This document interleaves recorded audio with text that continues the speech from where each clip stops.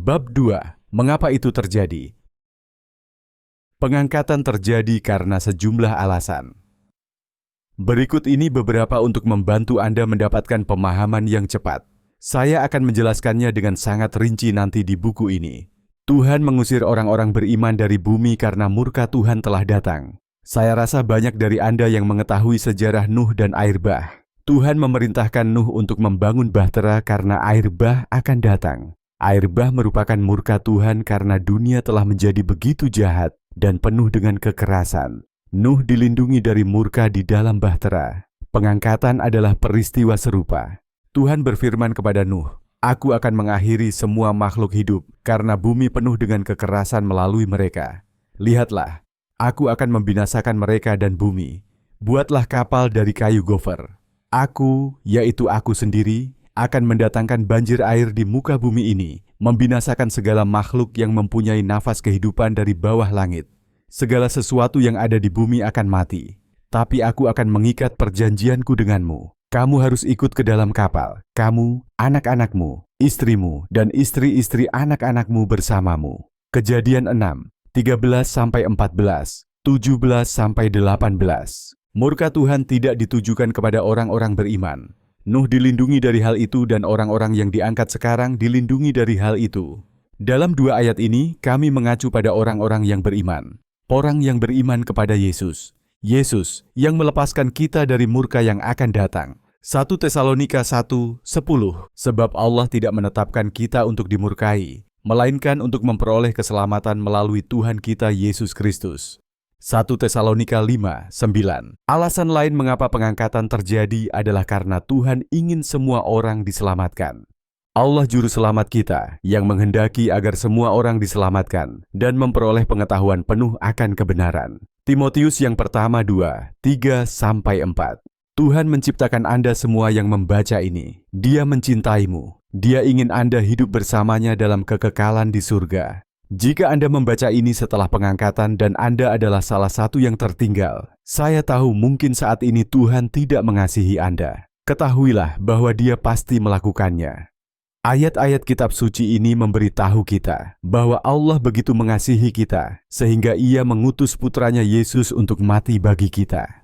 Faktanya, Dia mengutus Yesus untuk mati bagi Anda ribuan tahun yang lalu, mengetahui bahwa Anda akan menjadi orang berdosa. Tuhan tidak menunjukkan tindakan kasih ini kepada Anda setelah Anda membersihkan hidup Anda, tidak banyak berbuat dosa, mulai pergi ke gereja dan lalala. Tidak. Itu karena kasih Tuhan tidak bersyarat.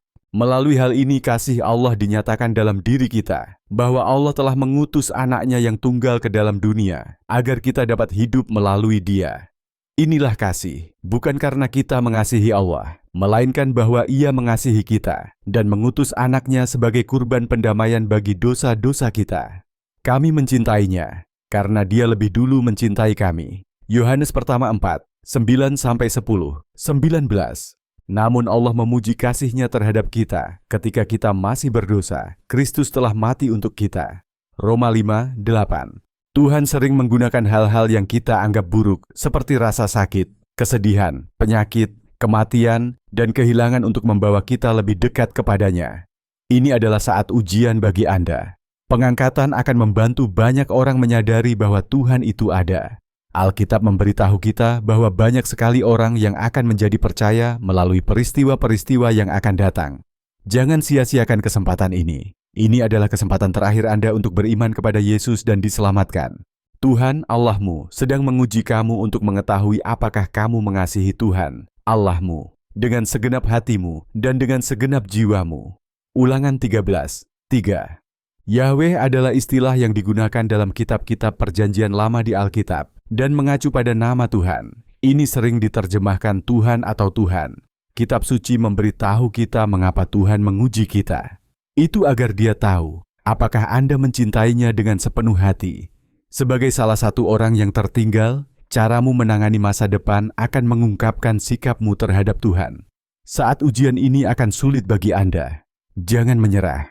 Jika Anda memutuskan untuk menaruh iman Anda kepada Yesus, segalanya akan membawa kebaikan bagi Anda. Hai anakku, jangan anggap remeh teguran Tuhan, dan janganlah kamu menjadi lemah ketika ditegur olehnya. Fatau siapa yang dikasihi Tuhan, dia mendisiplin dan menghajar setiap anak laki-laki yang diterimanya. Ibrani 12, 5-6. Kita tahu bahwa segala sesuatu bekerja sama demi kebaikan bagi mereka yang mengasihi Tuhan, bagi mereka yang terpanggil sesuai dengan tujuannya. Roma 8, 28. Tujuan lain dari pengangkatan adalah untuk mengawali masa murka Allah terhadap orang-orang jahat, sama seperti air bah pada zaman Nuh menghukum orang-orang jahat. Pengangkatan dan peristiwa-peristiwa yang terjadi selama masa kesengsaraan juga akan menyebabkan hal yang sama. Sekarang, jika sikapmu buruk terhadap Tuhan mengenai situasi ini, kamu termasuk orang yang tertinggal, dan kamu menjadi getir dan marah serta mengacungkan tinjumu kepada Tuhan sebagai pembangkangan. Kamu akan mengalami murkanya. Menurut kekerasan hatimu dan hatimu yang tidak bertobat, kamu menimbun murka bagi dirimu sendiri pada hari kemurkaan Allah. Siapa akan membalas setiap orang sesuai dengan perbuatannya? Kepada mereka yang mementingkan diri sendiri dan tidak menaati kebenaran, tetapi menaati kefasikan, akan ada kemurkaan, kejengkelan, penindasan dan penderitaan atas setiap jiwa manusia yang berbuat jahat. Roma 2, 5-6, 8-9.